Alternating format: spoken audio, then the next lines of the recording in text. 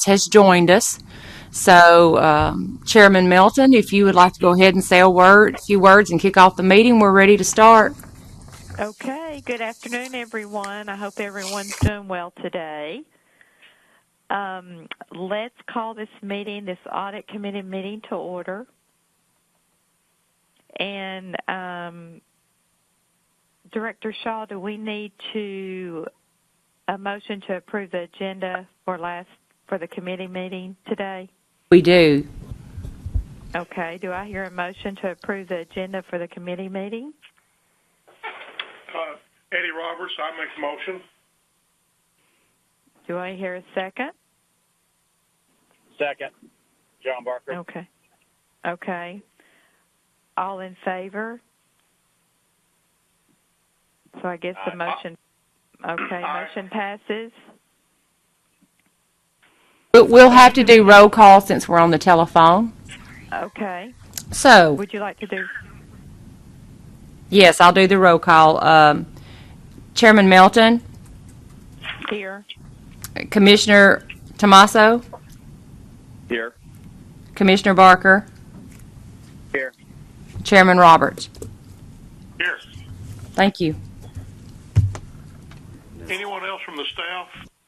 Paula? The staff members that are in the room are Jason Gillum, and then myself, Paula Shaw, Sarah Barker, and Jared Stanford.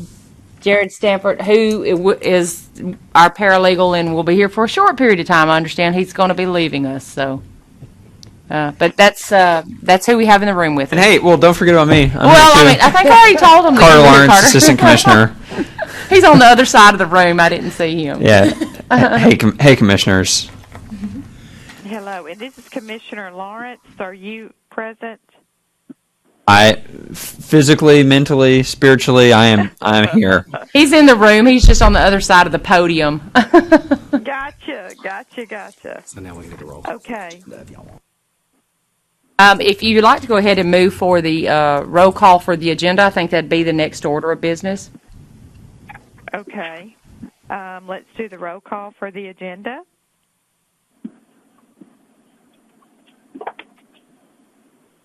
Chairman Roberts made the motion. And Commissioner Barker seconded. Okay, thank you. Chairman Melton? Yes. Commissioner Tomaso? Yes. Commissioner Barker? Yes. Chairman Roberts? Yes. That's for me. And I will need to read the meeting notice into the record. This meeting date, time, and location have been noticed on the Tennessee Motor Vehicle Commission website, included as part of this year's meeting calendar since October 15, 2018. Additionally, the agenda for this month's meeting has been posted on the Tennessee Motor Vehicle Commission website since November 9, 2018. This meeting has also been noticed on the tn.gov website. Okay. Do we need to approve the minutes from the last committee meeting? Yes, Madam Chairman. I'm sorry, you cut out. Yes, we do. Director Shaw. Okay. Do I hear a motion to approve the minutes from the last committee meeting on October the 15th? So moved, Commissioner Barker. All in favor? Aye. We need a second. Oh, I thought I heard a second. Did Who's we? the second? Second, Eddie Commissioner Roberts. Masso. Thank you.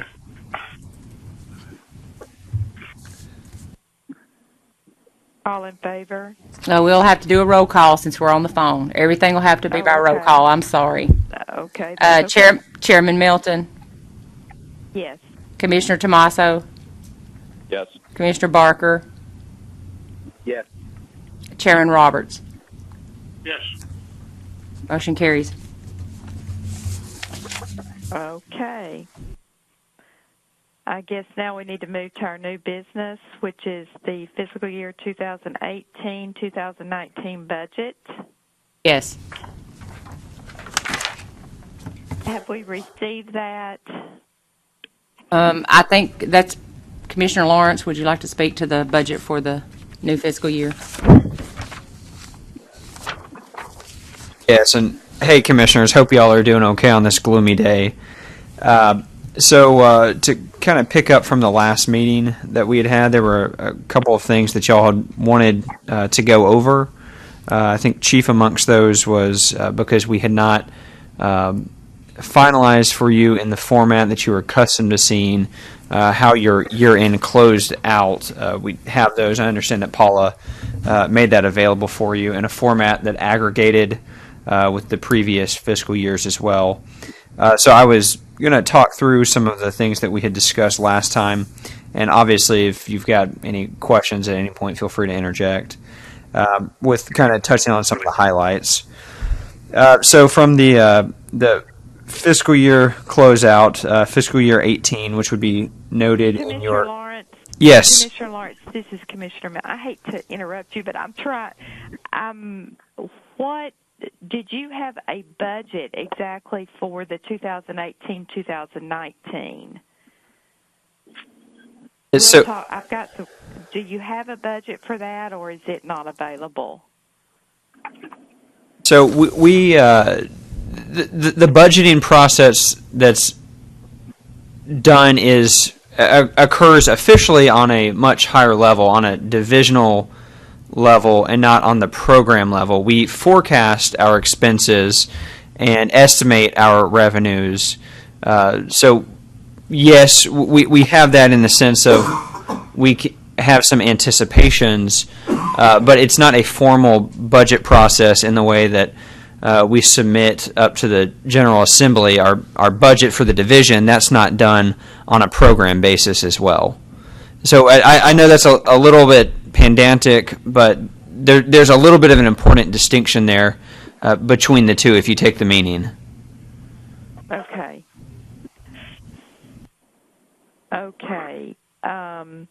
So then there's not really a formal budget for 2018 and 2019. It's not a formal budget in the sense that you, the commissioners, vote on anything, that there's anything that you sign off on. There has not been since I've been here. There are a few programs that are exceptional from their statutory authority that so grant them their own purse, so to speak, where they have that, but the Motor Vehicle Commission is not amongst them.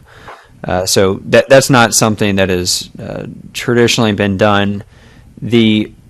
Again, though, we have the broad numbers to be able to talk about, and we do have program-specific estimates for what you should expect over the year in the various line items that you would see in front of you. But again, it's not an official budget from a fiscal standpoint. Well, could we get a copy of that? Is that available to us? Commissioner, Chair Melton, Eddie Roberts here. I guess an observation. Since that is an agenda, since what you requested is an agenda item and it's not provided to us, I think we need to have in our record that it was not provided to us, because that was, we got an agenda, and then if we don't adhere to it. So I don't think we should just not mention it. I think we should have on the record that we requested a budget and didn't get one. In fairness, a budget for this program doesn't exist. So when I got this agenda, I have no idea what 2018-2019 budget means, because that doesn't mean anything for this program. So I anticipate you just wanted to take a look at what's coming up in this fiscal year. So I don't know if y'all spoke about that individually with Paula. If so, that was not conveyed to me, but that was not something that I had any expectation surrounding. Well, could there not be, Eddie Roberts again, I think that in the past we have at least taken running totals and extrapolated it out over some period of time, say a year. I think we were doing that with, are we speaking of a beginning budget from day one, or are we speaking of a budget extrapolated out over the remainder of the fiscal year? If that question's addressed to me, I don't know what you're talking about. I mean, there does not exist, from the standpoint of delivered up to the General Assembly, a motor vehicle commission budget. That's not a separate standalone. I'm happy to to get fiscal to make something that would, within the constraints of what they can do, that would satisfy what you're asking for. But I would take a little bit of objection to saying that you asked for something that I'm not providing, because all I saw was this agenda item. I don't really know what that means. And I'm prepared to talk about where you are and to go through the issues that you had addressed in the previous meeting. But there does not exist an official motor vehicle commission budget. Okay, noted. But can you get us a listing of what you said earlier that you could get us a listing of the categories we're used to seeing, about the projection of what you have roughly forecast for 2018, 2019? Does that exist? Paula, do you share the net position statement with them? I just share what financials I get each month with the chairman. That's all. Okay, so you get the net position statement monthly. That's what's generated by fiscal and sent out to you and all the other directors. To the chairman, and I okay. report. So in that case, you get what exists for the Motor Vehicle Commission. If you wanted something else, happy to talk about creating something else. But you have already, on a monthly basis, been receiving what exists as to currently where you are and what the historical trends are going back over the last 3 fiscal years. Well, I think that one reason that question might be relevant, whether it's provided or not, whether it historically hasn't been provided or not. When we look at the last column, fiscal year 2018 through 2019, year to date, part of it is not, information is not there, but if you go down to the important number, it shows a 91,767 deficit. If this is for 3 months, if I extrapolated that, we would have 3 times that would be about 275 for a deficit. So I think that does beg a question: is where we headed? That's more deficit than we had for the that's as much deficit as we had for the prior fiscal year. In fiscal year 18, you closed out with a fiscal year balance of basically negative 93,000. So you'd be close to it. But this is traditionally one of your up years from the. As you know, I have no impact on your licensing revenue. What I do have an impact on are your costs, which are down over $200,000 from the last fiscal year, and are continuing to be down to the extent that during this fiscal year, you're already down $66,000 looking backwards over time. So your costs are being controlled. I have no impact on your licensing revenue. Commissioner Lawrence, I've got a question about, you said that our cost was down $200,000, and I'm just trying to understand, so I apologize. But how do you get that number, like the total net revenue? Is that, I'm looking at this spreadsheet that we got not too long ago, and the total net revenue for 2017-2018 is $1.7 million roughly, and the revenue, and I'm comparing it to 2015 to 2016, and the revenue is $1.7. That's off. It looks about like $10,000. Is that what you're talking about? No, I was talking about your expenses. So you'd be going up a few lines to total expenditures, where you'd see 1.8 as compared to, again, if we're rounding, 2.1.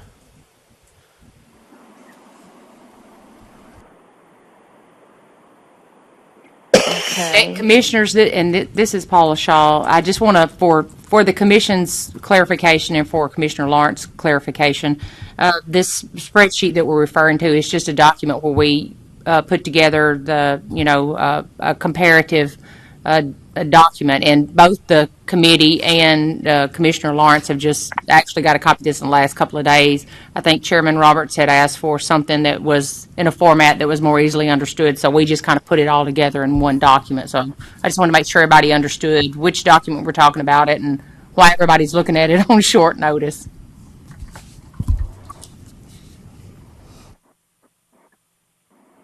Okay. So back to let's kind of get through the new business of the 2018-2019 budget, which for a formal budget, it's not available or there's no such document. But Commissioner Lawrence, you did say that we could possibly have a forecast like what we've got now of this net 91,000 loss. There's a lot of blanks in this.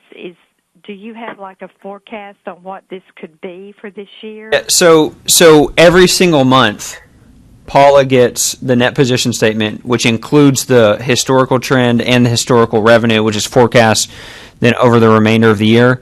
And I understand from what we just learned a few minutes ago that she's been sharing that with Eddie.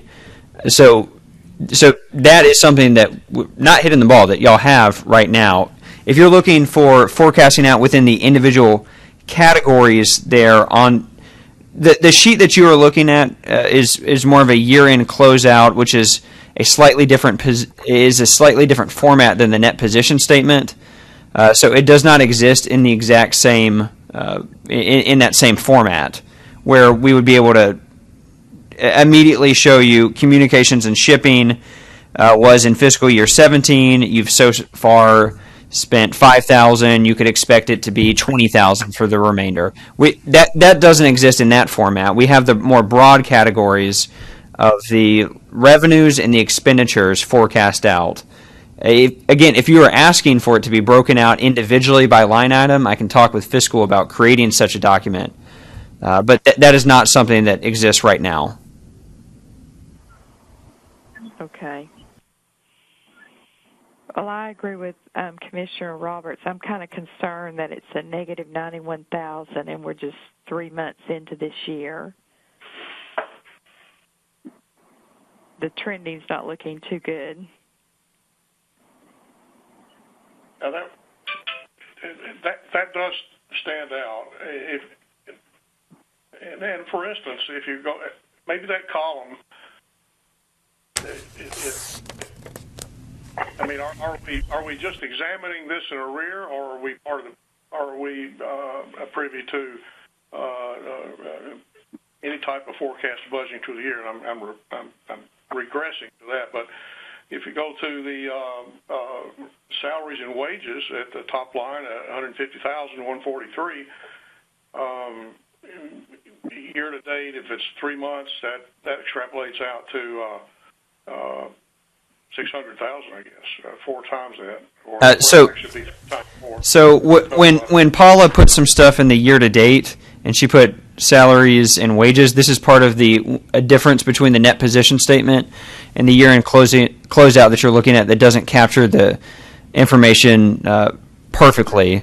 I think to take it back to the net position statement, which includes the historical and forecasts looking forward, Eddie, what you would see if you look backwards is that on your high years, that the last 2 months of the year are really astronomical for y'all. That those are really big up years, and you have some other months that we'd expect to be up. I think the fact that you are in the red right now is worth noting, but it's absolutely not because of costs. Your costs are down year over year, and they were down last year. They're even lower this year. So to whatever extent that you are in the red right now is not because of costs. It's because of revenue. But again, I would point to that your revenue has fluctuations throughout the year, throughout the quarter, but then finishes the year really high.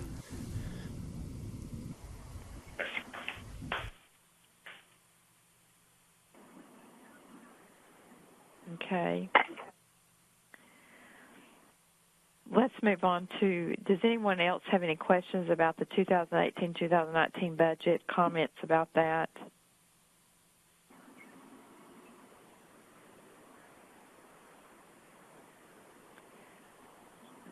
Commissioner Lawrence, thank you.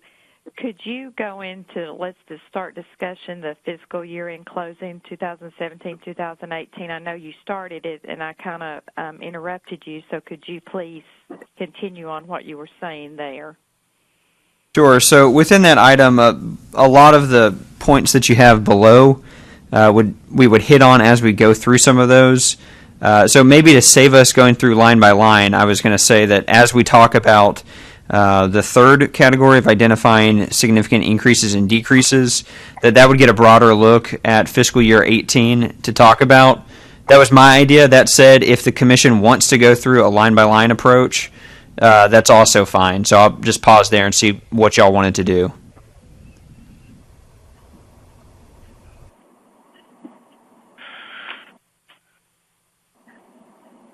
I think it will be fine if you just hit on them as you talk about them. Okay.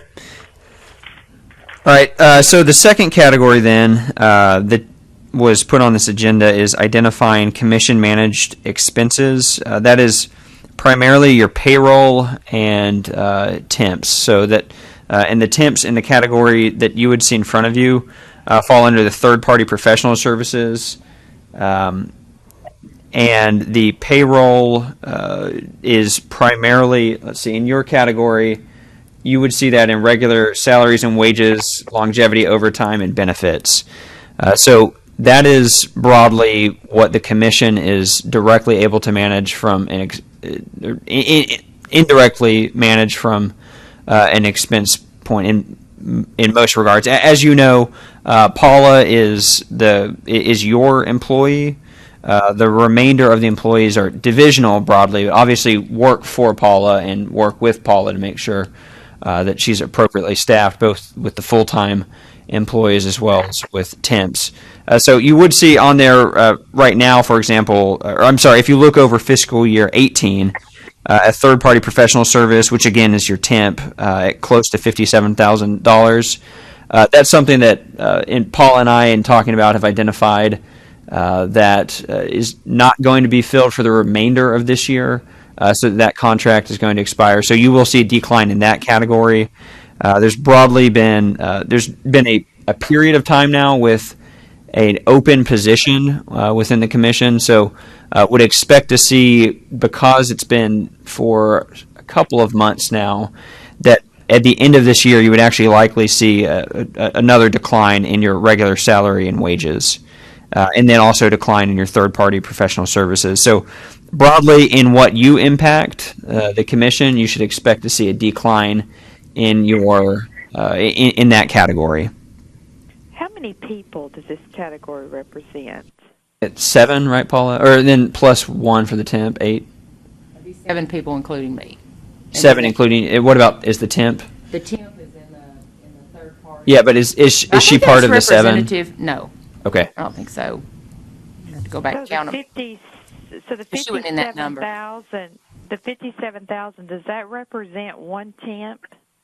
That's not the salary that she earns. Now, that may be, we have previously had more than one temp, and I without drilling down into that number, what I'm thinking that probably represents more than one position, but I'd have to. Yeah. So, Paul, as you recall, earlier in the last fiscal year, you had 2, and that's what I think that number represents. Is for the vast majority of it, you just had 1, but for a short period of time, you had 2. And this number was probably just pulled over from the previous year, and I'm guessing that's probably what that number represents, because that's nowhere near where her current salary's at.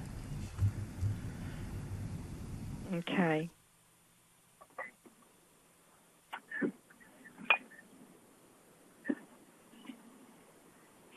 So just looking at these numbers, 2014, 2015 was a high 426. I guess there was a lot more people working then there. Appears to be. Those before my time, of course, but appears to have been.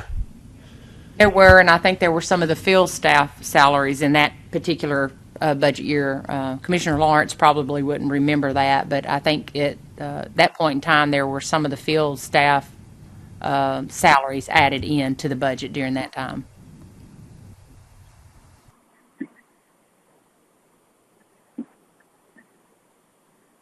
We have reduced staff some.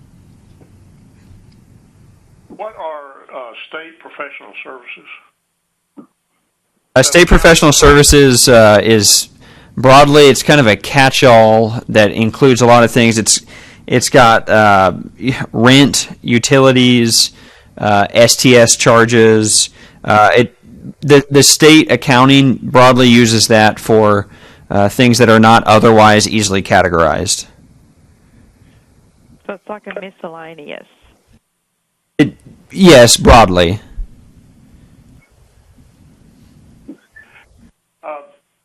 In administration, if you don't mind me moving to the next line, and I don't know if we have to do every line, but just kind of the ones that like some clarification on. What is in administration? Is that that number has moved down steadily since 2014-15? Right.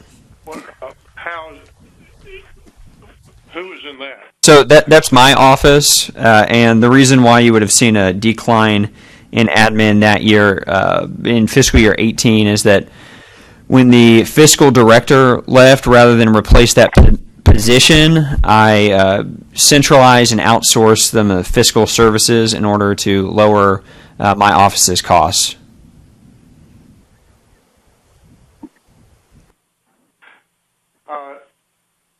Investigative has also gone down. Investigations have also gone down. Is that due to or reflected in a lower number of cases to investigate, or is it how do we? That's trending down. That's a good sign, I guess. As long as we're getting everything investigated like we should, I don't have a reason to doubt that we're not. But how do we do that, and how can we continue to do that? Encourage your licensees to continue to be ethical and not get in as much trouble. So you're billed for that based on usage, and the Motor Vehicle Commission has used less of those resources. Okay. So that is reflective of the number, and I guess the severity of cases that we've had. That's right. Okay. Well, we're trending that in the right direction. Yep. And legal is the same. Let's see. Almost $100,000. You down $93,000 in legal, and the primary reason for that is that we changed the way that we build legal services in order to better reflect usage. So in the past, the number was estimated based off of case and complaint numbers, which the Motor Vehicle Commission is very high in case and complaint. What we changed it to now, which is closer to the private sector, is based off of their time. So it's more accurately reflecting the actual amount that you use it. Oh, and I would point out one thing. Another reason why investigation is down is because we had a standalone director of that, and after he left, I centralized and put that program also with field enforcement so that we didn't have two of those salaries. Okay. All right.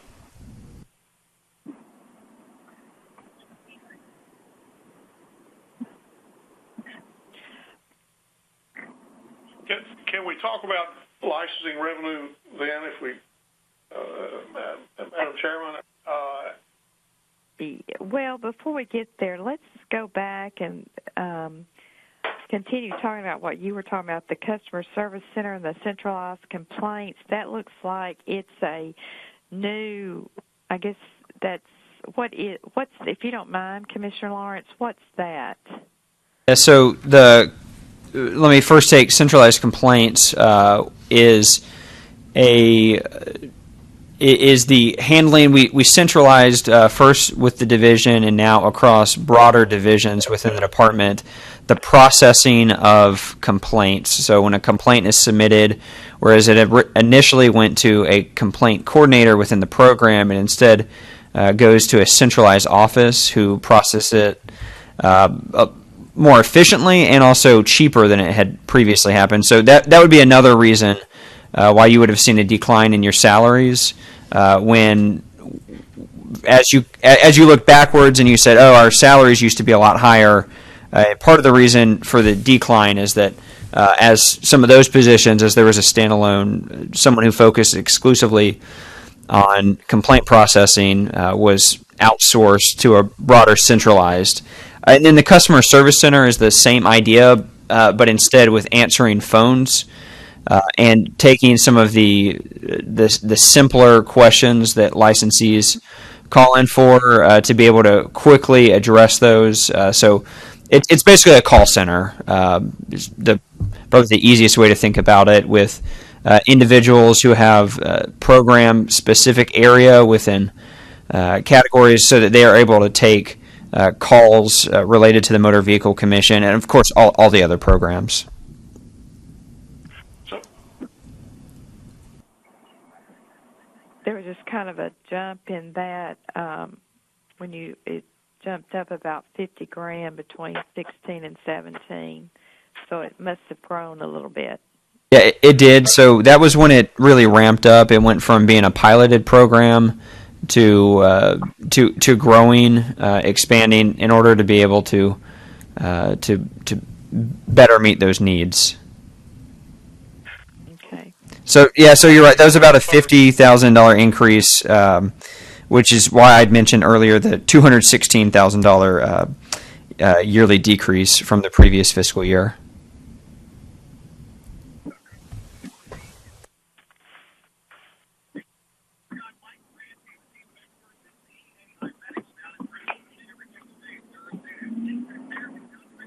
Okay. And you had a question about the net revenue, Commissioner Roberts? wanted to see if we could get an idea for that. I guess we would start with the number of licensees. At last count, how would we compare this year and last year? Maybe Paula has that. That's a big swing. That's $500,000. That's a lot of dealers. Of course, it's on a cycle, but I understand going forward in 2018 and 2019, we're expecting fewer licenses than we had in 16 and 17. Is that? I think it's probably too early to tell. We looked at historically at the end of the year, fiscal year closeouts, what our average licensing total had been over the years, and we're pretty much consistent. We're looking at the first quarter of this year, of this fiscal year. We do have fewer new licenses being applied for, but actually it's one quarter, and it's hard to tell at this point what the trend is actually going to be, because if you compare that over the last 3 years, we usually come out a wash. And what it does look like is those that are in business are staying in business. We just have fewer coming into business. So the number of individuals that are coming in new, you will see a decline in the number that are coming in new, but the application fee for a new licensee versus the renewal fee should be the same money. So it's a little premature to say whether we will be up or down for the year, but I think it does bear watching for the second quarter and throughout the year, because it does at least indicate a leveling off of new businesses coming in. Okay.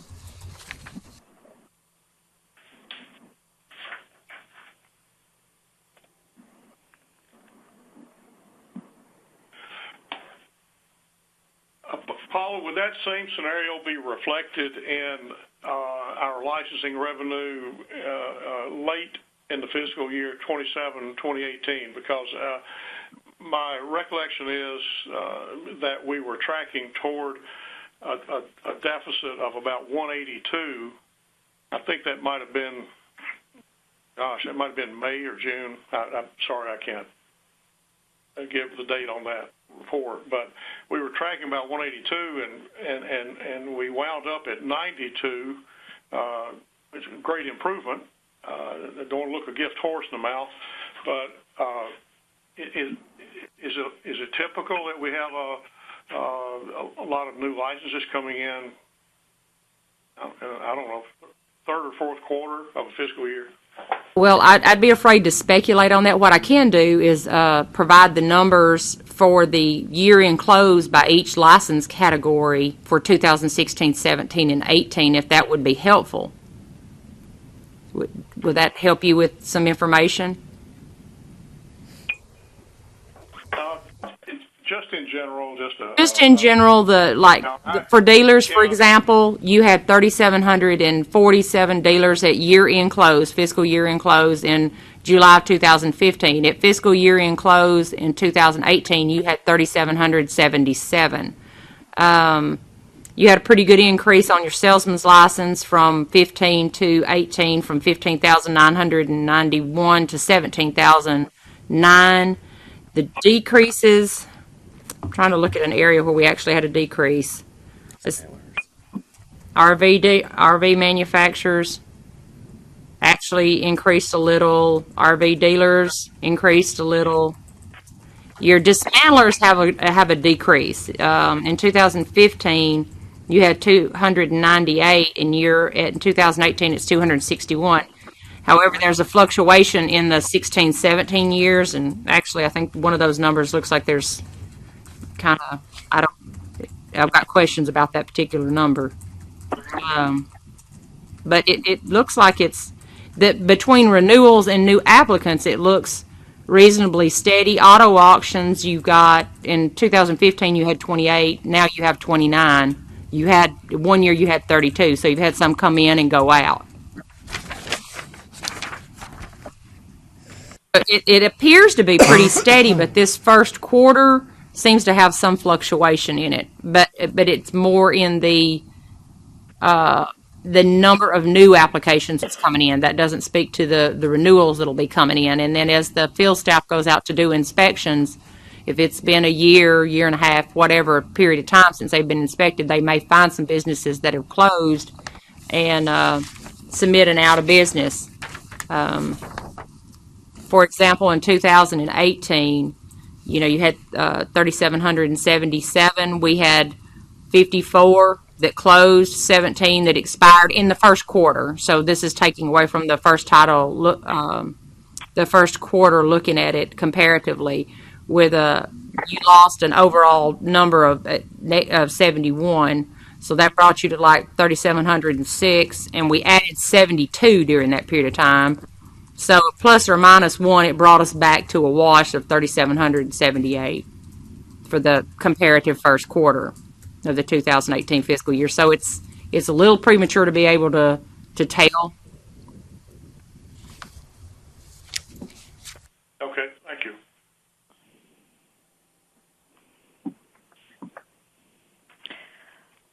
By the end of the second quarter, will we be able to tell, you think, a little more? Will it be trending?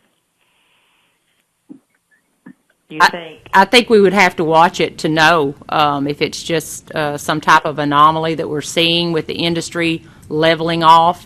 But, at this point, all we have is basically 3 months data to tell. Right. Okay. Commissioner Lawrence, do you see anything in that I'm missing? I would point out again that the end of this year is when you should see a market increase, largely owing to some of those renewals.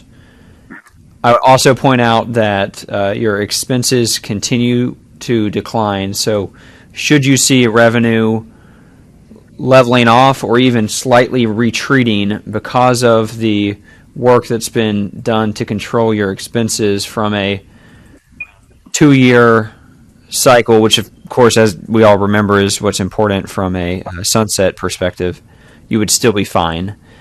So, no, Paul, I agree with you that at this point, it's not something to ring alarms about, but absolutely worth paying attention to. In fact, I think that it's always appropriate. That's why we monthly go over these for Paul and I to meet, and I was pleased to find out that she shares these with you, Eddie, and I think it's great for the commission to continue to watch to make sure that everything's running smoothly.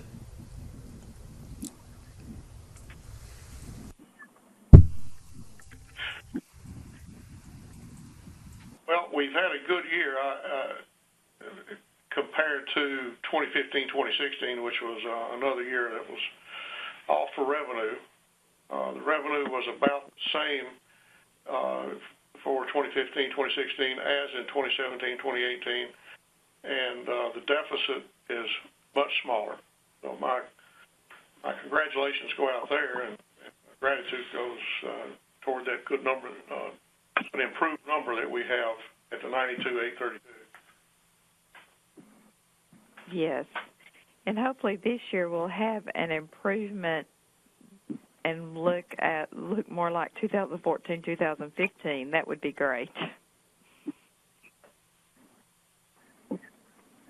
I would actually think probably the licensing revenue of fiscal year 15 is probably not what you should expect because there was a program that was instituted in that year called the Early Bird, which was when the department had just moved to its new licensing system and encouraged licensees to renew early during the year. So it somewhat threw off the numbers. I think probably your more appropriate benchmark would be fiscal year 17, in which the licensing revenue was $2,082,000.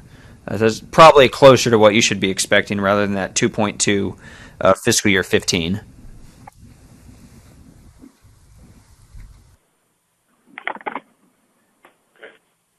Okay.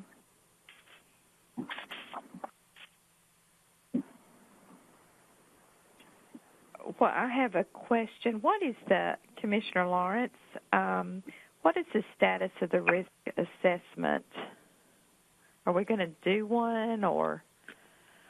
Yeah, all of the risk assessments have been completed for the various programs. Okay. Paula did her part for the risk assessment that was then aggregated with the rest of the programs and submitted.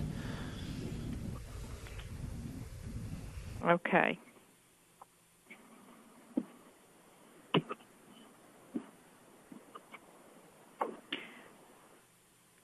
Does anybody else have anything to discuss?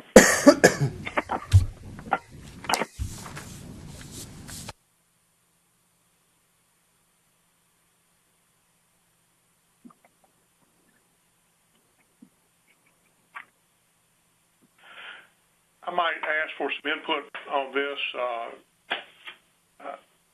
We can do this later on, but I think the committee is, at least we've called it that on the appointments, the budget and audit committee. If we don't have a budgeting function, would it be wise to drop that part and just refer to it as an audit committee? Kind of a technical fly specks out of pepper type of thing, but it might in future cause some expectations that aren't there.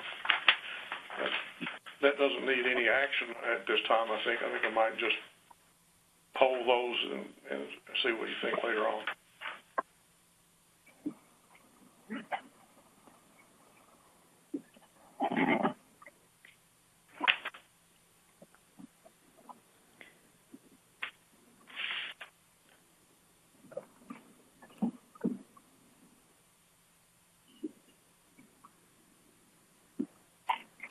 Any other comments or questions?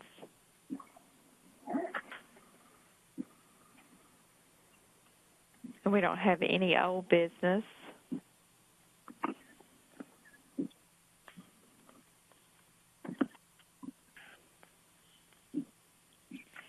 Do we need a motion Director, to adjourn here?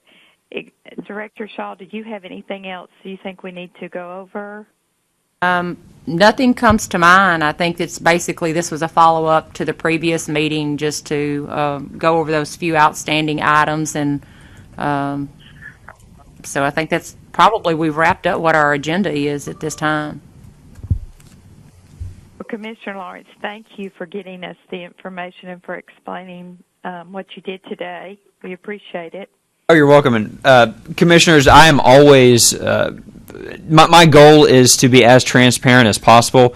I was disappointed to not be able to present to you a net position statement that breaks out our STS charges separate from the category that they're in right now.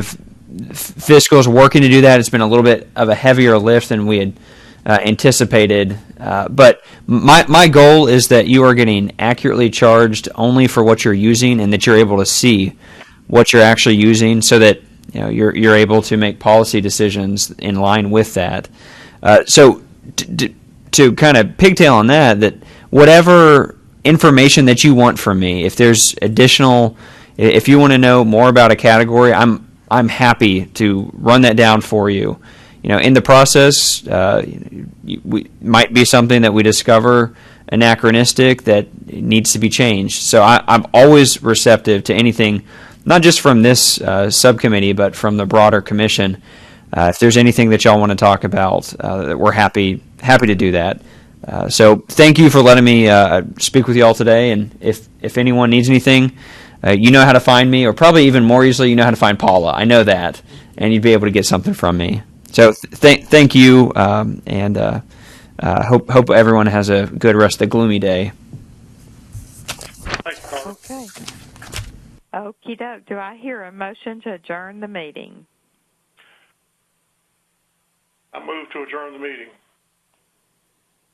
Is there a second?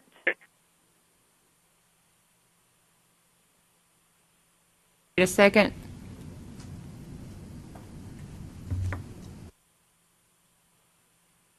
Yeah, Commissioner Tommaso, seconded. Thank you. Do we need a roll call, Paula? Unfortunately so, since we're on the phone. Okay.